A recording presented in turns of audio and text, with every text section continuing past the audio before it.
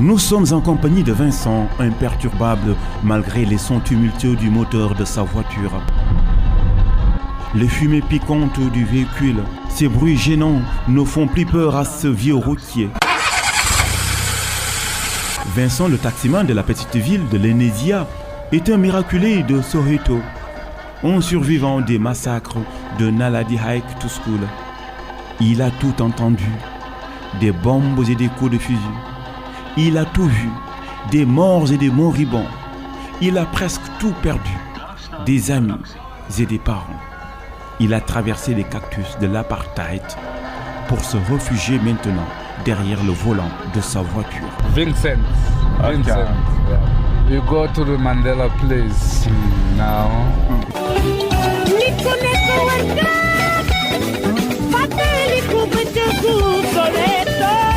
La cinquantaine sonnée, le taximan se souvient de ces émeutes du 16 juin 1976. C'est à cette date qu'il a quitté définitivement Naledi High School pour une autre école avant que son père ne le retienne au ghetto pour le sauver des balles des policiers blancs. 1976, my father just took me from the school. I go to from boarding school. En 1976, mon père m'a fait quitter cette école pour une autre. Voilà pourquoi je suis toujours vivant. C'est ce qui a changé totalement ma vie. Mon père et ma mère m'ont protégé et m'ont mis hors de toute cette zone où on a tué mes propres camarades de classe. La police a tiré ici sur mes propres amis. Nous avons quitté Soweto pour aller à Pitori. We see when the police was shooting my friends and everything, we see what's happening. Il a appris plus tard à bricoler puis à conduire et devenir un chauffeur de taxi. C'est 18 ans après, à la fin de l'apartheid, coïncidant à l'élection de Nelson Mandela, qu'il pouvait maintenant circuler librement. D'ailleurs, depuis 1994, il circule et circule encore librement jusqu'à la mort du père de la nation arc-en-ciel. Et après, il continue à circuler pour ne plus baisser les bras et exhiber sa fierté zoulou comme les Xhosa et les Swana.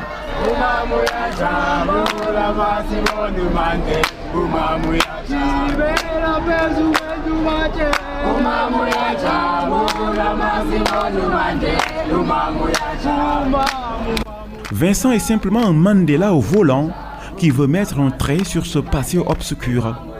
Mais il refoule en vain les massacres de Soweto.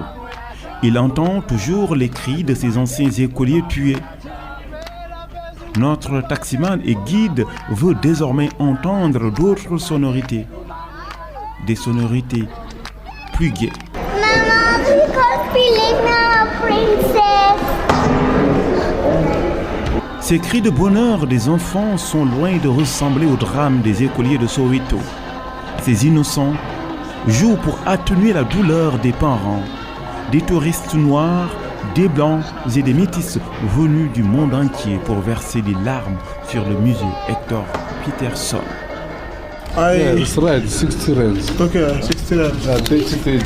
Okay, let him stick. Au bas du musée, le soleil s'allonge sur le gazon verdâtre. Quelques visiteurs en promenade s'offrent un bain de lueur rythmé de fraîcheur. Comme un aquarium, un piédestal en marbre, submergé par des artifices d'eau, sert d'oratoire à un pasteur.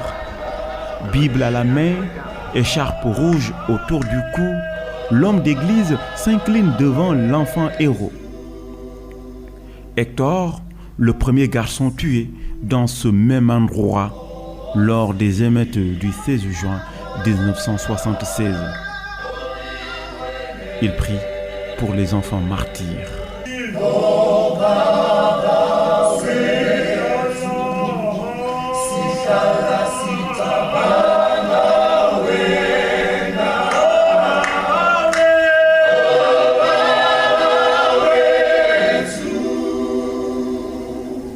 Situé à la place Mandela, le musée Peterson est le gardien des secrets des événements du 16 juin 1976.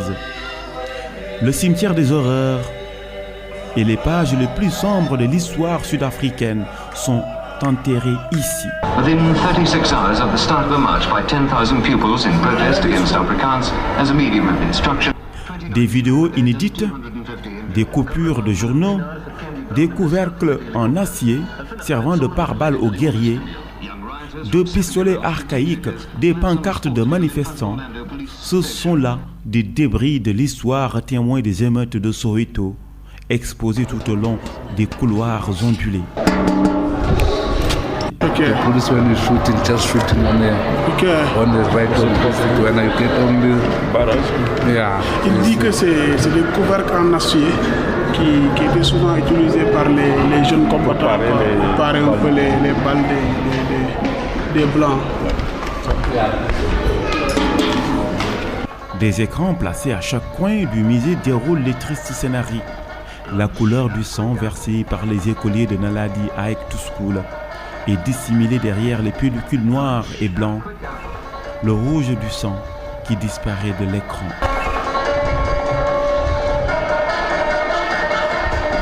Lunch and quick apple. What started as a peaceful protest. Ces élèves sont tués pour avoir refusé l'intégration de la langue africaine dans le système éducatif à la place de l'anglais. Et tout est parti de là, la révolte des enfants et la résistance des grands. Une révolte qui s'est soldée finalement par l'abolition de la ségrégation raciale. That was not, we don't want to do in Afrikaans. The dreamers must do in...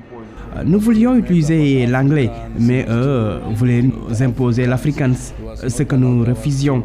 Ils ne nous autorisaient même pas à parler l'anglais. C'est donc un grand plaisir aujourd'hui pour nous de ne pas parler l'afrikaans, mais plutôt l'anglais. So don't want to speak to English. Let's speak to Afrikaans. Après avoir vécu 27 ans de prison dans l'île de Robben Island, Nelson Mandela, devenu président de la République en 1994, retourne sur les lieux du crime, rétablit Hector et inaugure ce musée qui porte son nom.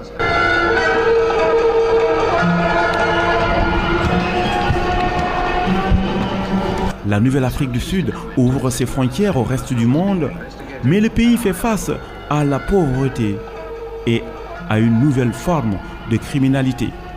C'est dans cette période confuse que les premiers immigrés sénégalais débarquent dans ce pays. Youssou Dieng, plus connu sous le nom de Baye Youssou, est arrivé à Johannesburg en 1997. Nelson Mandela, quand il est venu au Sénégal, c'est le président Léopold Sédar Senghor qui lui a donné son premier passeport sénégalais. Et donc, quand il est revenu, après l'apartheid, quand il est devenu président de la République, il a ouvert les portes aux Sénégalais. On venait ici sans visa. En ce moment, on payait que le billet, on descendait à Johannesburg sans problème. Comme maintenant, tous les Sud-Africains travaillent. Ce que nous faisons ici, le fait d'avoir des shops, d'aller à Chine, Dubaï, Bangkok, acheter des marchandises et revenir ici. Et ils se sont inspirés sur ça. Et maintenant, beaucoup de Sud-Africains font le business comme nous. Les citoyens les plus pauvres de Soweto gagnent leur vie dans les villes voisines comme l'Enisia, où par exemple un commerçant sénégalais, Modou Mbaké Touré, emploie plusieurs Sud-Africains dans son magasin. Et dans la boutique là, certains clients, ils viennent, ils ne parlent pas anglais. Et plusieurs postes là, on prend les Sud-Africains, on les emploie dans nos boutiques.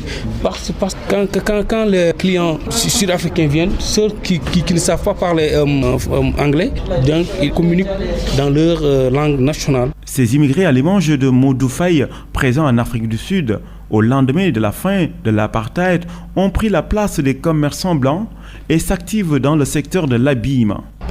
Il y a deux choses qui n'existaient pas ici auparavant. La pointure que tu veux qu'on te le donne, ça n'existait pas. Ça n'existait pas la marchandise.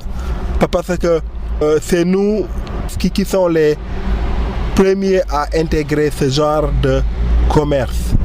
Par exemple, imagine tu rentres dans un magasin et que tu veux acheter un boubou et que la pointure que tu veux est par exemple 32 ou 33, on te donne un 38 ou bien un 40, mais ça peut pas être plus que l'apartheid. Et ça c'était au temps où les Blancs étaient en contrôle de ce commerce.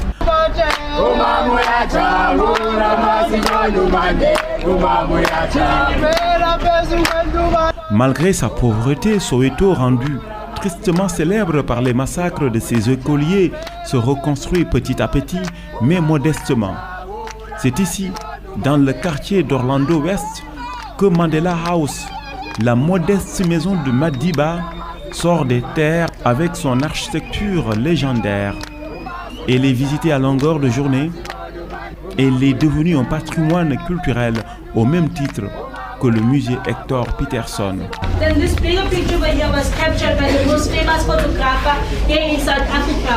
La jeune Amoun fait partie des habitants de Soweto qui, depuis les événements du 16 juin, restent repliés dans leur ghetto.